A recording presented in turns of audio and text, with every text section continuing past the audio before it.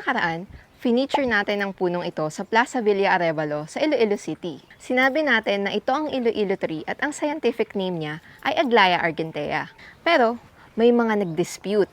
Kaya ito, babalikan natin para malaman ang katotohanan sa likod ng Iloilo tree. Namataan ang association ng local name na Iloilo at ang scientific name na Aglaya argentea sa 2015 na librong Philippine Native Trees 202, Up Close and Personal.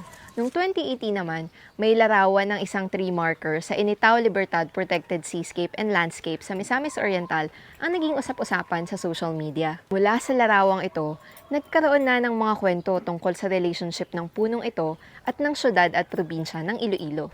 Isa sa synonym ng Aglaya argentea ay ang Aglaya Iloilo, na ibinigay ni E.D. Merrill noong 1914. Nireclassify niya ang na-describe na specimen ni Father Manuel Blanco noong 1845, ang Melia Iloilo. At nagkaroon na nga ng claim na kaya Melia Iloilo ang scientific name na binigay ni Blanco ay marami daw nitong punong ito sa lugar ng Iloilo.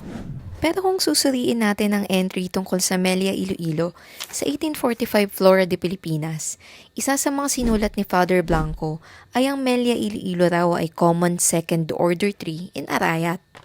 Malamang ang Arayat na tinutukoy dito ay ang bundok Arayat sa Pampanga. Kaya rin siguro may P dito sa recorded na local name.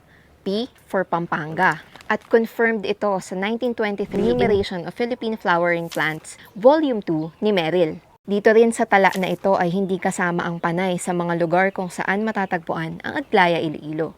In other words, base sa mga impormasyong nabanggit, ang punong Aglaya argentea na minsan ang tinawag na Aglaya Iloilo at Melia Iloilo ay hindi ipinangalan sa syudad o probinsya ng Iloilo. Salamat sa mga nag-call out at nagpalawak ng diskurso.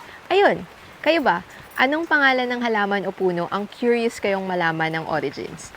Kwento niyo sa comments below. And together, let's promote and mainstream Philippine biodiversity and natural heritage. Ako si Celine. Support my work by sharing this original video and not re-uploading it. Kita-kits sa next video. Bye!